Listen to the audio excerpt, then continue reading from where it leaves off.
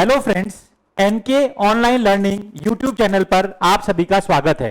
मैं डॉक्टर वीरेंद्र संतानी आपको basic electrical engineering के बारे में पढ़ाऊंगा। आइए देखते हैं। अपना टॉपिक है single phase induction motor. Single phase induction motor. तो अगर मैं सिंगल फेज इंडक्शन मोटर की बात कर रहा हूं, नाम से ही पता लग रहा है कि इसमें जो सप्लाई देंगे वो किस तरह की देंगे, सिंगल फेज सप्लाई देंगे। तो सिंगल फेज अगर सप्लाई दे रहे हैं तो इस तरह की मोटर को हम जनरली फ्रैक्शनल किलोवाट मोटर बोलते हैं। फ्रैक्शनल किलोवाट मोटर का मतलब क्या होता है कि इसकी रेटिंग जो है वो कंपैरेटिवली कम होती है, लो रेटिंग मशीन्स होती हैं ये, और ये domestic applications like fans, blowers, mixers, refrigerators या स्मॉल पावर टूल में जो है हमें सिंगल फेज इंडक्शन मोटर काम में आती है। सिंगल फेज इंडक्शन मोटर में हम बात करते हैं production of rotating magnetic field. Rotating magnetic field की रोटेटिंग मैग्नेटिक फील्ड के लिए क्या कंडीशंस होती हैं तो उसकी हम बात करते हैं। तो देखिए क्या है कि हम दो वाइंडिंग्स कंसीडर कर रहे हैं। This is suppose A winding and this is suppose B winding. Here two windings are 90 degree phase displaced with each other और इनकी वजह से हम ये मानते हैं कि जो फ्लक्स है, एक फ्लक्स ये हम बोल देते हैं this is phi A और दूसरा फ्लक्स जो है इससे 90 डिग्री पे लीड करता हुआ this is flux phi B. Here we are saying that phi A is equal to phi M sin omega t because phi A जो है वो ओरिजिन से पास हो रहा है और फाई बी जो है इससे 90 डिग्री लीड कर रहा है, तो इसको मैंने बोल दिया phi m sine omega T plus 90 degree. तो मैंने क्या बोला, we have considered two windings which are 90 degree phase displaced in space and due to which the flux in these two windings are phi A is equal to phi m sin omega t and phi B is equal to phi m sin omega t plus 90, यानी B वाला जो flux है वो इससे 90 degree lead कर रहा है। तो अगर मैं इनके रिजल्टेंट की बात करूं तो that resultant will be constant magnitude phi m and that speed is omega speed से इनका रोटेशन होता है। तो मैं फिर से बोल रहा हूं, क्या बोल रहा हूं मैं कि production of rotating magnetic field में दो वाइंडिंग हमने ली हैं जो कि आपस में एक दूसरे से 90 डिग्री पर हैं। अगर ये दोनों एक दूसरे से 90 डिग्री पर हैं तो इनमें जो मैग्नेटिक फ्लक्स जो कैरी हो रहा है वो इक्वल मैक्सिमम, इनकी मैक्सिमम वैल्यू सेम है, दैट इज फाई एम, और इनके बीच में जो एंगल है दैट इज 90 डिग्री। अगर इन दोनों के बीच में 90 डिग्री का एंगल है तो इस तरह की फ्लक्स वेवफॉर्म का जो रिजल्टेंट आता है वो एक रोटेटिंग मैग्नेटिक फील्ड बनता है और उस रोटेटिंग मैग्नेटिक फील्ड की जो स्पीड है वो कांस्टेंट स्पीड से जो है, यूनिफॉर्म स्पीड से जो है उसमें रोटेशन आता है। अब अगर इसकी जगह मैंने ये कहा, ये कंसीडर कर लिया कि अगर ये दोनों वाइंडिंग्स जो कि हमने अभी जो पहला केस कंसीडर किया, जो कि दोनों वाइंडिंग्स एक दूसरे से स्पेस में 90 डिग्री पे फेज डिस्प्लेस थी, जिसकी वजह से फ्लक्स में जो है वो 90 डिग्री पे आया और रिजल्टेंट हमने कहा कि एक रोटेटिंग मैग्नेटिक फील्ड प्रोड्यूस हुआ जो कि सिंक्रोनस स्पीड से या कांस्टेंट स्पीड से मूवमेंट कर रहा है। अगर फ्लक्स इस तरह का हो जिसमें कि दो फ्लक्सेस जो है, सपोज ये मैंने एक फ्लक्स बोल दिया फाई ए और दूसरा फ्लक्स फाई बी, जिसके बीच में ना तो एंगल 90 डिग्री का है और ना इनका मैग्नीट्यूड जो है वो सेम है, this is flux phi B. तो इसमें क्या चीज है, देखिए मैक्सिमम वैल्यू भी, मैक्सिमम जो फ्लक्स है वो भी सेम नहीं है और जो इनका फेज डिस्प्लेसमेंट है वो भी 90 डिग्री नहीं है। तो अगर इस तरह के हमारे फ्लक्सेस होंगे तो इनका जो रिजल्टेंट आएगा वो क्या बनता है, नॉन यूनिफॉर्म मैग्नेटिक फील्ड बनता है। और नॉन यूनिफॉर्म मैग्नेटिक फील्ड होने का क्या लॉस हो जाता है कि नॉन यूनिफॉर्म मैग्नेटिक फील्ड अगर बनेगा तो जो मोटर है उसमें जो टॉर्क आएगा वो नॉइजी नेचर का होता है। टॉर्क लगेगा, टॉर्क होगा, मूवमेंट होगा, लेकिन जो टॉर्क जो लगेगा उसमें नॉइजी नेचर का बिहेवियर आता है इंडक्शन मोटर में और उसकी एफिशिएंसी जो है वो कम हो जाती है। सिमिलरली इसमें जो मशीन में स्टार्टिंग टॉर्क की जो वैल्यू होगी, सेम रेटिंग ऑफ मशीन, जिसमें कि अगर इस तरह के फ्लक्सेस होंगे तो इसमें क्या हम बोलेंगे कि इस तरह की मशीन में जो है स्टार्टिंग टॉर्क ज्यादा होगा सेम रेटिंग के मशीन के लिए एज कंपेयर टू जहां पर की फ्लक्स बराबर नहीं है या 90 डिग्री पे नहीं है। तो ये कॉन्सेप्ट अभी हम सिंगल फेज इंडक्शन मोटर की वर्किंग जब और डिटेल में बात करेंगे तो इसको हम यूज करेंगे। हम इसमें देख रहे हैं single phase induction motor principle of single phase induction motor.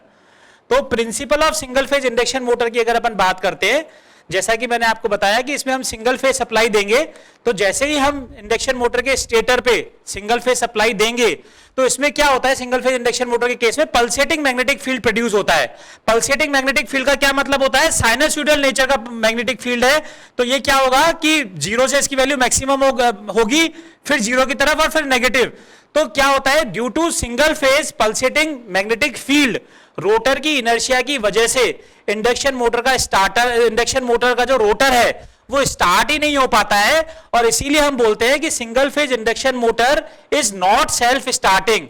Is not self starting means जब हम उसको डायरेक्ट स्विच ऑन करेंगे तो रोटर इनर्शिया की वजह से, मैंने आपको क्या बताया, पल्सेटिंग मैग्नेटिक फील्ड की वजह से, रोटर इनर्शिया की वजह से इंडक्शन मोटर ऑन ही नहीं हो पाएगी। तो इसीलिए हम इसको बोलते हैं कि it is not self starting. तो इसको सेल्फ स्टार्ट करने के लिए हमें क्या करना पड़ता है, सम ऑक्सिलरी मेथड से, किसी ना किसी मेथड से, जैसे प्राइम मूवर की सहायता से जो है हमें रोटर को जो है उसमें मूवमेंट देना पड़ता है। और जैसे ही हमने प्राइम मूवर से रोटर को मूवमेंट दे दिया तो रोटर जो है इंडक्शन मोटर का उस डायरेक्शन में टॉर्क को प्रोड्यूस करके और रोटेट हो जाता है। एक बार अगर रोटर को हमने मूवमेंट दे दिया तो चाहे फिर हम प्राइम मूवर हटा दें तब भी इंडक्शन मोटर जो है वो ऑन रहती है, स्टार्ट हो जाती है। और इस कॉन्सेप्ट को समझने के लिए दो प्रिंसिपल्स होते हैं, डबल फील्ड रिवॉल्विंग थ्योरी और क्रॉस फील्ड थ्योरी, जिसको हम अभी बहुत डिटेल में बात करते हैं डबल फील्ड रिवॉल्विंग थ्योरी के बारे में। नेक्स्ट हमारा टॉपिक है double field revolving theory. Double field revolving theory, तो जैसा कि नाम से ही पता लग रहा है डबल फील्ड यानी दो फील्ड है इसमें। तो हम क्या करते हैं, हमने देखा कि इंडक्शन मोटर में किस तरह का मैग्नेटिक फील्ड था, पल्सेटिंग मैग्नेटिक फील्ड था। तो पल्सेटिंग मैग्नेटिक फील्ड को हम क्या करते हैं, हम दो फील्ड में कंसीडर कर देते हैं, और उनमें हम क्या बात करते हैं कि जो दोनों मैग्नेटिक फील्ड है वो सेम स्पीड पे रोटेशन है, लेकिन दोनों का जो डायरेक्शन है ऑफ रोटेशन है वो दोनों का डायरेक्शन अपोजिट डायरेक्शन में है। तो डबल फील्ड रिवॉल्विंग थ्योरी में हमने क्या बोला कि one pulsating magnetic field is resolved into two different rotating magnetic field which are rotates at the same speed but they are in opposite direction। दोनों rotating magnetic field के लिए induction motor separately उस पे जो है काम करती है, और जो टॉर्क है, जो नेट टॉर्क है, वो दोनों का एल्जेब्रिक सम होता है इन the case of double field revolving theory. Field revolving theory में हम बोलते हैं the equation of magnetic field is expressed as B alpha is equal to B maximum sin omega t into cos alpha, जहां पे कि beta maximum क्या है, maximum value of flux density, और अल्फा जो है इसको हम बोलते हैं स्पेस डिस्प्लेसमेंट एंगल, जिसको कि कहां से मेजर करते हैं, स्टेटर के एक्सिस से मेजर करते हैं हम इसको अल्फा को, और उसको क्या बोलते हैं, स्पेस डिस्प्लेसमेंट एंगल। तो 12th में हमने ट्रिग्नोमेट्री में पढ़ा हुआ है कि sine A cos B is equal to half of sine A minus B plus half of sine A plus B. अगर ये ट्रिग्नोमेट्रिक फॉर्मूला मैं इस मैग्नेटिक फील्ड की इक्वेशन में लगाता हूं तो क्या निकल के आएगा, देखिए, B alpha is equal to half of B maximum sine of omega T minus alpha plus half of B maximum sine of omega T plus alpha. तो this will be the equation of magnetic field in the case of single phase induction motor as per double field revolving theory. हमने क्या देखा, double field revolving theory में हमने magnetic field को दो terms में split कर दिया, that is half B maximum sine omega T minus alpha plus half B maximum sine omega T plus alpha. तो इसमें जो पहली टर्म है इसको हम क्या बोलेंगे, this is rotating magnetic field which is move in the positive alpha direction. ये तो किसमें मूव कर रही है, ये कर रही है पॉजिटिव अल्फा डायरेक्शन में, और इसका जो मैग्नीट्यूड होगा, मैक्सिमम मैग्नीट्यूड देखिए क्या निकल के आएगा, साइन की वैल्यू मैक्सिमम 1 होगी तो इसकी मैक्सिमम वैल्यू क्या होगी, बीटा मैक्सिमम बाय 2। सिमिलरली जो दूसरा मैग्नेटिक फील्ड है इसको मैं क्या बोलूंगा, this is the magnetic rotating magnetic field which rotates in negative alpha direction, negative alpha direction. लेकिन दोनों के दोनों रोटेटिंग मैग्नेटिक फील्ड जो है उनकी maximum value beta maximum bye 2 होगी, और दोनों की जो स्पीड है that is also rotates at the synchronous speed ns। तो इसको तो हम बोलते हैं जो पॉजिटिव अल्फा डायरेक्शन वाला जो फील्ड है, इसको हमने क्या लिखा, beta maximum sine of omega T minus alpha. इसको तो हम बोलते हैं forward field, this is termed as forward field, where second one is half beta maximum sine omega T plus alpha, this is term is backward field. तो double field revolving theory में हमने क्या कहा कि दो तरह के फील्ड निकल के आ गए, फॉरवर्ड फील्ड और बैकवर्ड फील्ड। दोनों की maximum value beta maximum bye 2 होगी, दोनों की स्पीड सिंक्रोनस स्पीड होगी, लेकिन एक जो है वो पॉजिटिव अल्फा डायरेक्शन में रोटेट हो रहा है और दूसरा जो है वो नेगेटिव अल्फा डायरेक्शन में रोटेट हो रहा है।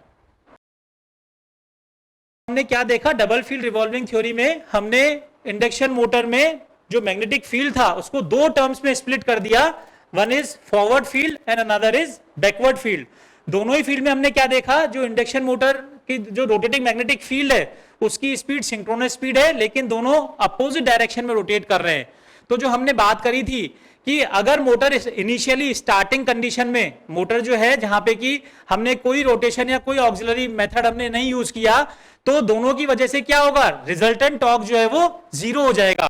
और इसीलिए हमने क्या किया कि इसको दो मैग्नेटिक फील्ड में हमने इसको रिजॉल्व किया था। और जैसे ही हमने प्राइम मूवर की हेल्प से इंडक्शन मोटर के रोटर को, जैसे ही हमने प्राइम मूवर की हेल्प से जो है हल्का सा मूवमेंट दिया, उसी डायरेक्शन में जो है, चाहे वो फॉरवर्ड फील्ड हो चाहे वो बैकवर्ड फील्ड की डायरेक्शन में हो, इंडक्शन मोटर जो है वो रोटेट करने लग जाएगी। नेट रिजल्टेंट टॉर्क जो है, क्योंकि दोनों का समेशन होना है, तो जिस डायरेक्शन में हमने प्राइम मूवर से उसको इनिशियल रोटेशन दिया उस डायरेक्शन में रिजल्टेंट टॉर्क पॉजिटिव बन जाएगा और इंडक्शन मोटर आपकी स्टार्ट हो जाएगी in the direction of movement which is given by the help of prime mover. तो इसीलिए ओवरऑल जब हम बात करते हैं, मैं फिर से बोल रहा हूं, इनिशियली कंडीशन जब दोनों टॉर्क बराबर है, इक्वल है और दोनों की वजह से रोटेशन अपोजिट है, उस टाइम पे रिजल्टेंट टॉर्क 0 है। इसीलिए हम बोलते हैं कि induction motor is not self starting. लेकिन जैसे ही हमने इनिशियल रोटर को जो है मूवमेंट दिया by the help of prime mover, तो आपका रोटर जो है वो उस डायरेक्शन में, जिस डायरेक्शन में प्राइम मूवर से अपने को रोटेशन मिला, उस डायरेक्शन में रोटेट करना शुरू कर देता है।